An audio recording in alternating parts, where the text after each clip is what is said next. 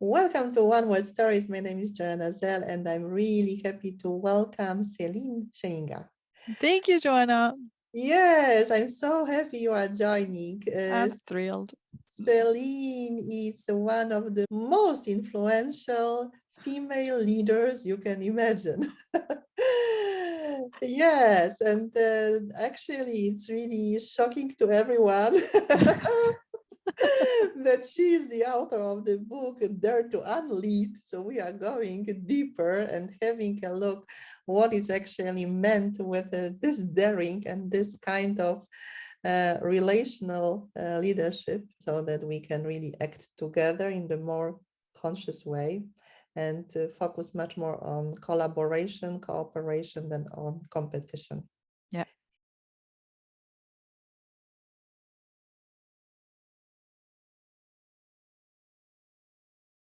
Céline has actually been living in France. Mm. She comes originally from France, but also in China, in Vietnam, in the US.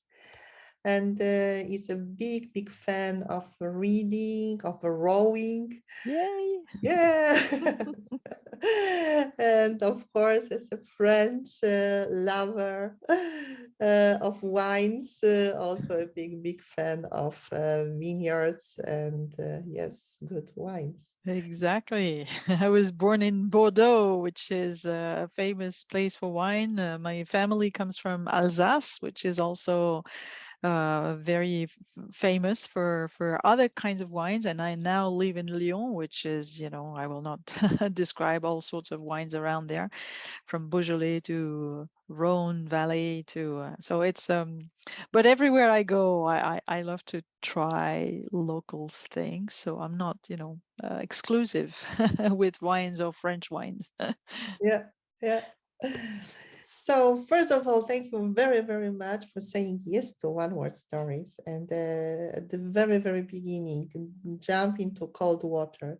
What did actually bring you to write the book on the Mm. relational leadership, and why this title, Dare to Unlead? Yay. So I thank you very much, Joanna, for having me. I love this concept of short stories and how you support and nurture storytelling. I think it's a super important competency especially in the corporate world where I come from, where I see people lacking very often this type of competency.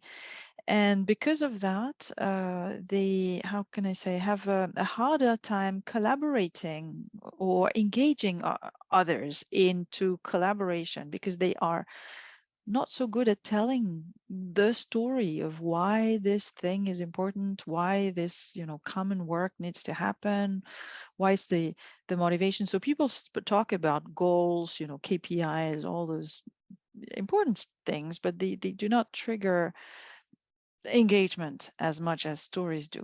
So that's just my the reason why I was so thrilled to accept your invitation.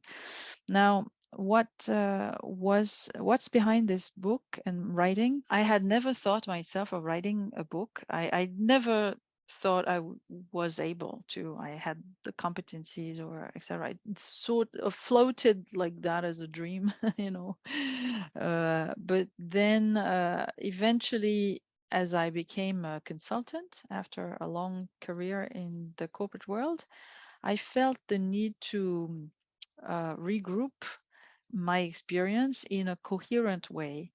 And that became the starting point of this book. Now, why this title? You may hear the resonance with this very famous book by Brené Brown called Dare to Lead, which I hugely respect. I think Brené Brown has done absolutely and keeps doing a tremendous work in the field of self-development, self-awareness, etc. It's really, really key. And at the same time, I feel that this emphasis we're putting on individual leadership skills is actually part of the problem. Hmm. And here, I'm not talking about Brené Brown, of course. Huh? I'm talking about our crave for everything leadership, but in relation to specific to individuals, to specific people. So some people are considered leaders, others are not considered leaders, and I find it a problem. And I wanted to deconstruct or yeah, really explore what leadership was today, which I think is in great need of evolution. So that's why offer to unlead, to unfocus from this archetype, this leader archetype, and instead evolve towards gently and together towards a more collective approach of leadership. I think in the end, leadership is a collective capacity that needs to be nurtured. Mhm. Thank you. Thank you, because I'm just aware also of the fact that you are also the cultural associate, Yes. and that of course the groundbreaking idea is also to distinguish between Mm. leadership and management. Exactly. So in the several decades ago, in the 50s, 40s, 50s, 60s, I think we spoke only about management. There was no real mention of leadership. And leadership appeared in the 80s, I would say, in management literature. And at the beginning, a proposed distinction was offered in Harvard Business Review, I think, um, between leadership and management as being two different kinds of people. There were the managers and there were the leaders. And I think this conception is still in the back of our minds somewhere.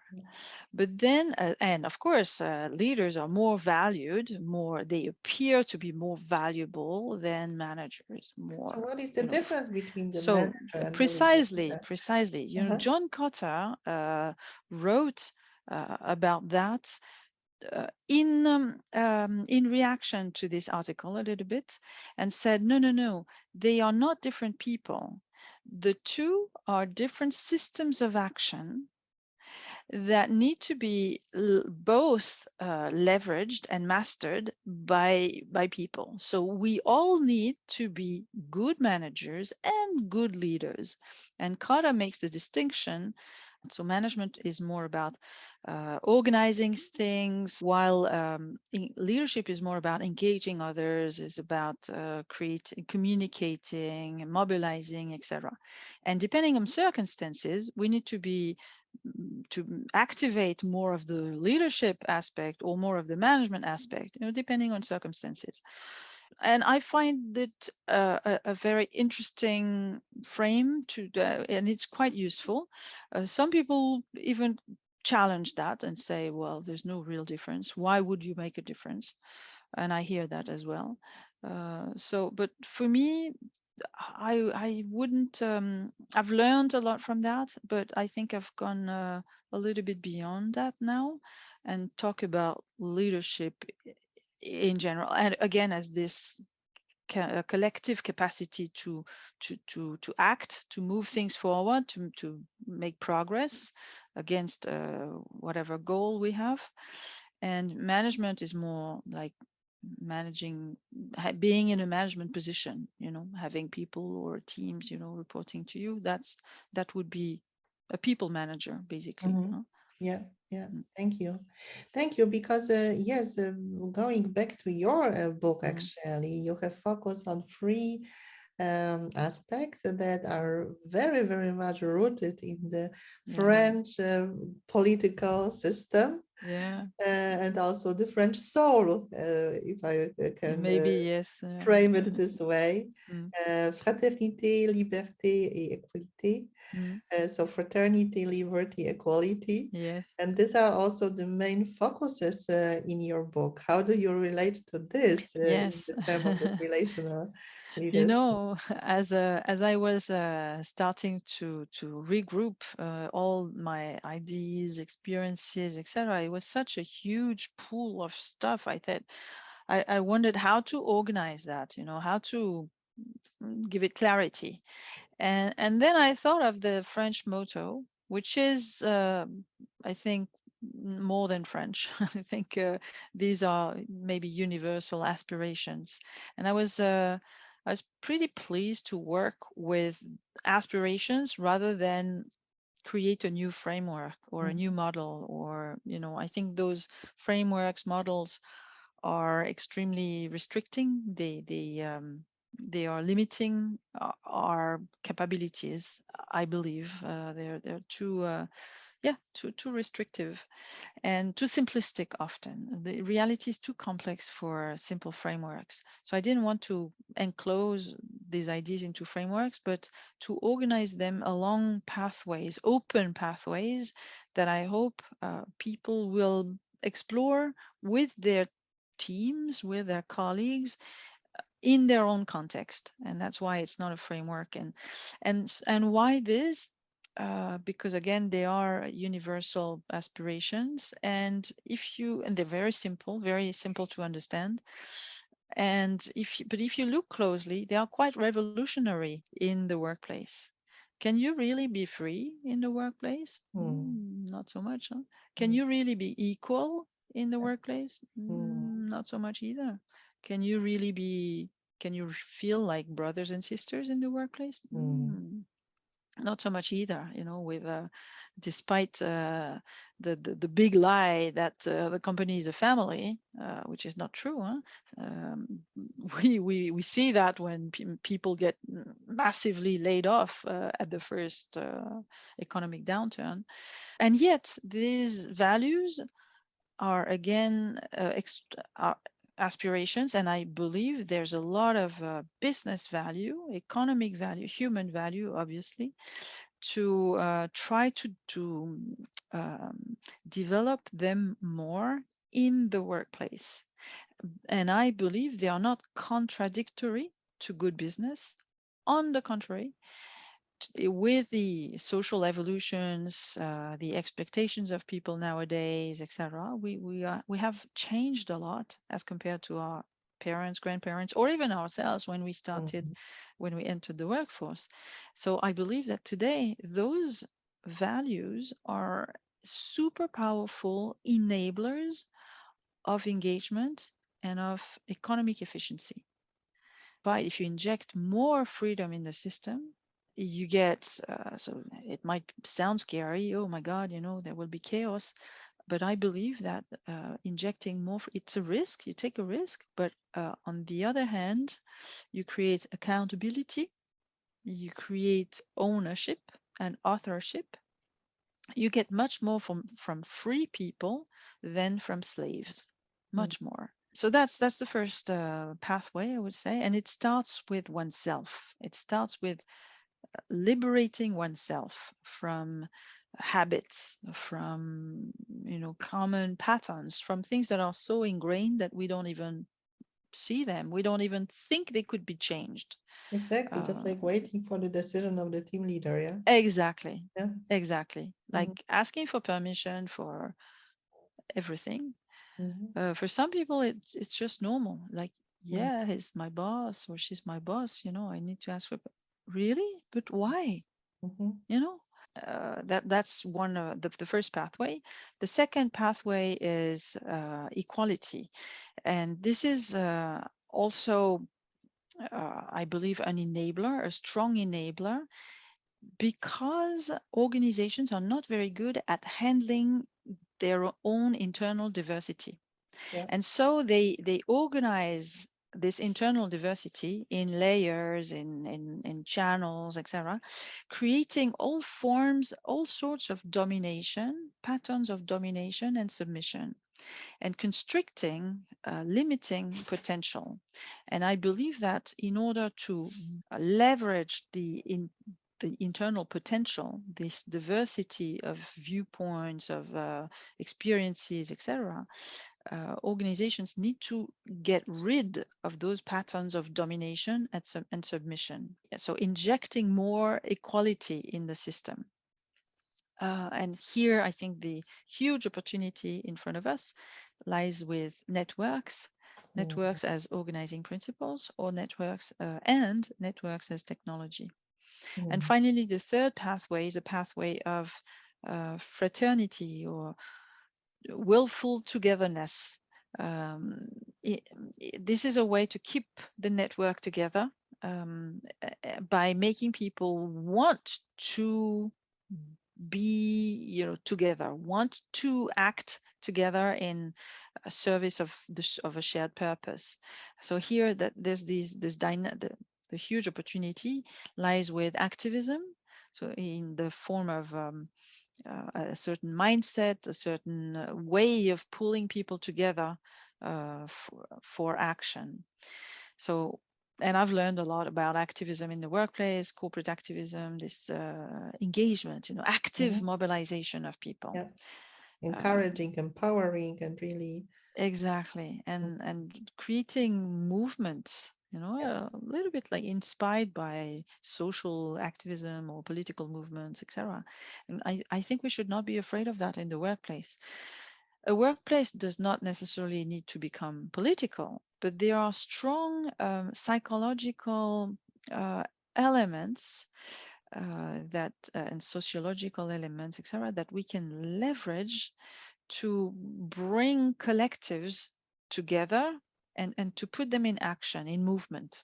Mm. And it's harder and harder to do. Our collectives are more and more fragmented. That's what mm, I believe. The world is more fragmented uh, than ever. It's more individualized. And we can, blame or regret that, but I don't think this is really useful. We can actually, like in judo, turn this into a strength and make it an opportunity. You think mhm, about the young generations, for example. They don't want the same things as they're not, yes, sir. Not all of them. Some of them are, but not all of them. And they expect different things from their boss, from their company. Um, and if we don't learn how to do that, how to bring them what they want and learn from them, also mhm. learn from the youth, we will not succeed. Companies will just disappear. Mm, Yeah, you have just addressed a very important issue, the Generation Z. Yeah. mm, yeah. So the Generation Z that is really very proactive, that wants Mm, to be involved, wants to be engaged, wants to also have this, participation in decision-making mm, processes. On one hand side, yeah. whatever entertainments they enjoy, they also want to see kind of the meaning Mm, behind that. It's not yeah. really just to enjoy, Yeah. but also to have the purpose, the meaning, and so on and so Mm, forth. On the other hand side, you have also emphasized that, of course, it depends on the individual, and mm, it will also depend on the upbringing in different corners of the world. yes. How can this type of leadership, this relational leadership, be also applied in this global context where we have participants, from Yes. Vietnam, China? These are Yes. Yes. the countries Exactly. that we are familiar with: India, US, Canada, Yeah. Mexico, That's a different very African countries. Yes, it's a Uh, very important point, and not just for global companies, but for local companies too, because talent is moving all around the world. Migrations, people are moving into other places, and this is not going to stop, despite what nationalists in every countries want to.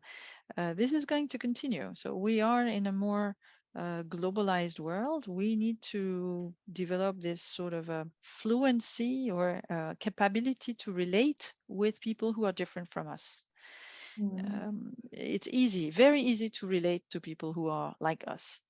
But we if we don't learn other kind of skills, we'll stay stuck and we'll become bitter and angry and disappointed. So we need to really be to encourage this openness to diversity, and that's why I feel that the connection piece here, so which I put in the equality on the equality pathway, connecting the system to more of itself, supporting and nurturing this relational capability, the social capital of an organization, creating all sorts of possibilities for people to relate, to connect. I think Mm. people resent being unseen, being not seen, not respected. And if we put people into boxes, Yeah. the box of this identity, the box of that citizenship or whatever, um, I don't think it helps building a common future Mhm. that works for everybody. Exactly, because it's not focused on searching for commonalities and similarities, Yes, but exactly. searching for even more categories Exactly. to point out the differences. Exactly. Yes, exactly. That's why emancipation is one path, and but it goes with the other two, which are this connection in diversity, so equality, and mobilization, creating togetherness in action, which is fraternity. Mhm. And when I listen to you, there is also this fundamental shift in mindset. We know that many people work with the hero's journey, Yes. and all of us, we are aware of the dynamics that it has worked for centuries and centuries for men. And Yeah. there was this social acceptance for them Mm, to really get on this journey, to have mm, this first step. mm. Whereas many women in many corners of the world were put in this very passive role. Yeah. So the heroine's journey actually looks much differently. Yes. So the Mm, very first step, as I listen to you, is mm, first of all, really to be very proactive, to mm, expand the comfort zone, not to leave yes. the comfort zone, yeah, because Exactly. it feels like tense, but Yes, to you're right. expand it, to really embrace different ways of communication and be Yes. assertive in a very polite, nice way, but still Yes. having a statement and Yes. really not only having the seat at the table, but really going beyond and as you emphasize, mobilizing people Hmm. sitting at this table Yes. to lead together, to co-lead, so to say. Exactly. Exactly. Because when you see people reproducing this hero's journey, this single hero's journey, Mm, the person that rises above, others, and that uh, doing this doesn't change anything to the world. mhm, It's, I believe, on the contrary, stepping down from our leadership pedestal and inviting, creating condition for many more people to lead with us, to co-lead with us. mm, That's where I think the key to solving our big problems is. yeah. So to get on this journey together. Exactly.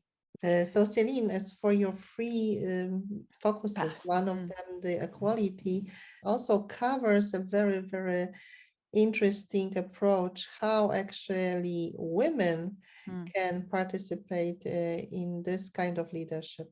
Yes, exactly. And I speak from my own experience as a woman in the workplace, and I describe in this chapter some of some of my adventures or disappointments, I would say, to remain nice, to say it politely, because it's really not easy. It's really not easy to be a woman in the workplace, and you're exposed to all sorts of yeah, patterns of domination, which some women entertain as well. No?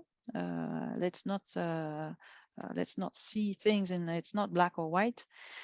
So here I believe that networks are a fabulous opportunity for women to gain not just a seat at the table, but to overcome those patterns of domination and submission. And and it's been for me really this entry into networks, and I actually started this journey through a mobilization, a movement for diversity, for more gender balance in the workplace. And I organized a network of people, men and women, supporting this cause. And that's where I really opened up to the power of togetherness, the power of activism, and the chance it gave to women. Because otherwise, if we try to succeed through the normal, hierarchical, rising through the ranks kind of way, will we may succeed in 300 years to achieve equality, and that's not even sure, because inequality is ingrained in society everywhere, in education, in everywhere. So it's very deep in human psyche. Mm. But networking, connecting the system to more of itself, creating this habit for diversity in organizations is a great enabler for women. So I find there's a lot of strength and energy in women's networks. For example, I really invite them to connect with other networks, and not to remain, among themselves. And I think most of them have understood now today. We need to be as diverse as what we preach, right? Mm. Um, Yeah. we need to be coherent, and it's this need for coherence that is extremely key for leadership. And very often you see organizations claiming or um, proclaiming they are whatever, they support diversity, etc., but then you look at their leadership team and there's all white males. um, and I have nothing against all white males, but I think we need more than that in decision making bodies and everywhere in organizations.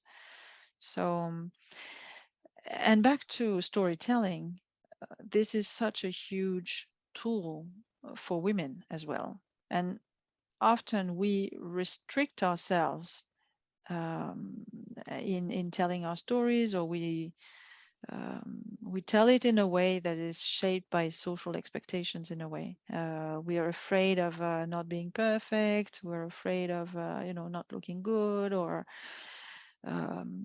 we are trained in a way. We are groomed to criticize other women, for example. Yeah. Yeah. For their look, for what they, how they speak, how they dress, whatever. Yeah. And we need to deconstruct that. Mm. And it's not easy.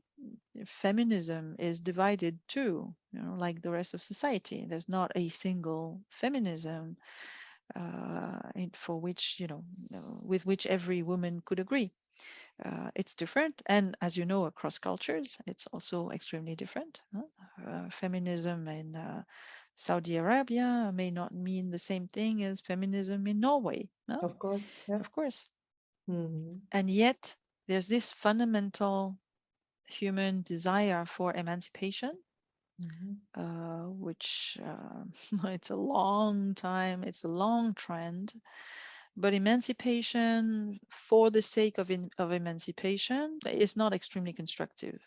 I Mhm. find it leads to libertarianism, this excessive demand, not excessive, but this extreme demand for freedom, for individual freedom.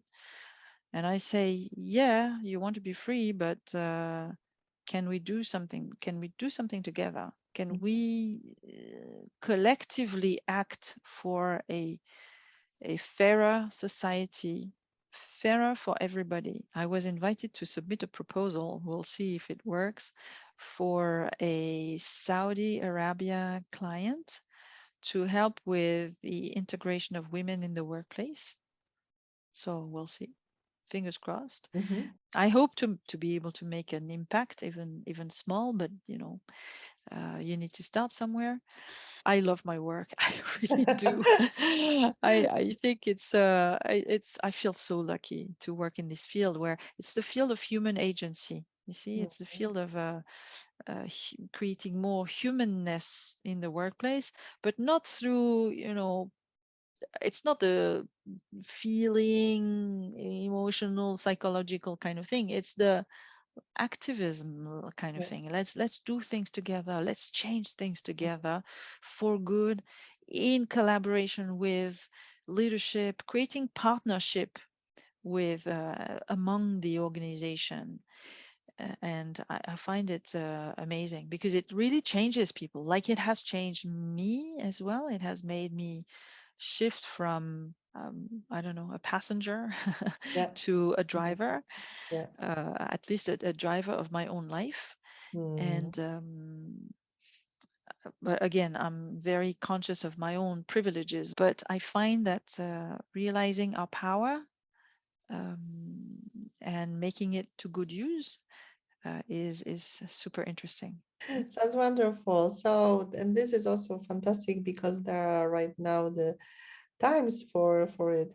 When we look back at this past well, almost 3 years, when it was Mm, really tricky, when it was pretty tough for many of the people, because we got stuck a little bit mm, home and didn't yeah. know how to proceed and how to behave in the situation. Mm.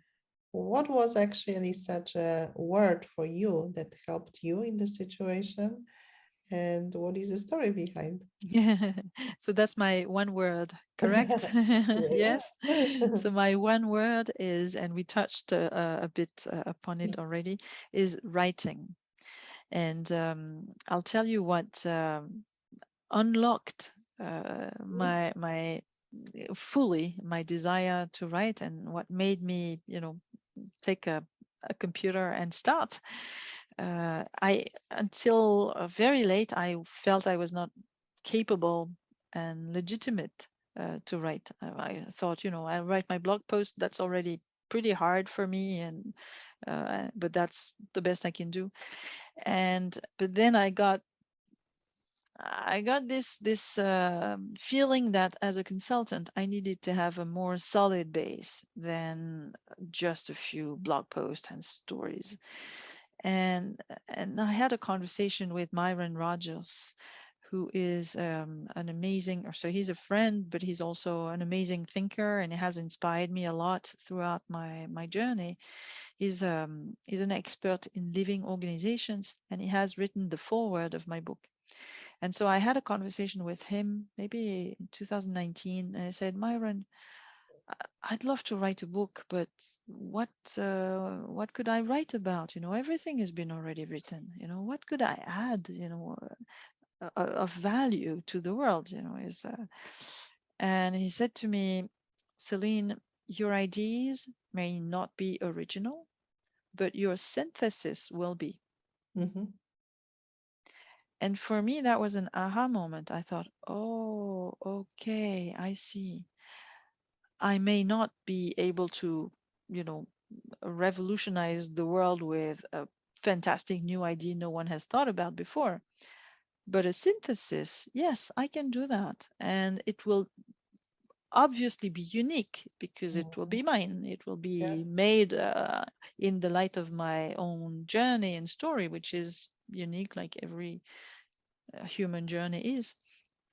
And so to me, that made the book writing much more approachable. Mhm. And I thought I could do something with that.